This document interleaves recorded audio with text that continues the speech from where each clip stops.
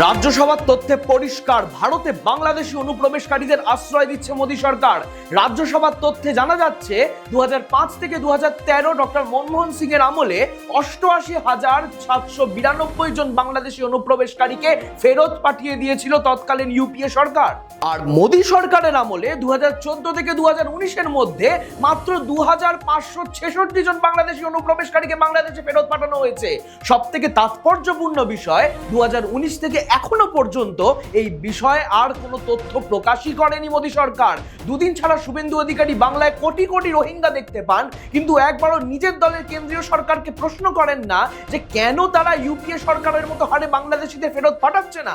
শেষে শুধু অঙ্কটা কষে নিন, বিজেপি ভারতের বিভিন্ন প্রান্তে ভারতীয় বাঙালিদের অত্যাচার করছে বাংলাদেশি বলে, কিন্তু আসল বাংলাদেশি অনুপ্রবেশকারীদের ফেরত পাঠাচ্ছে না।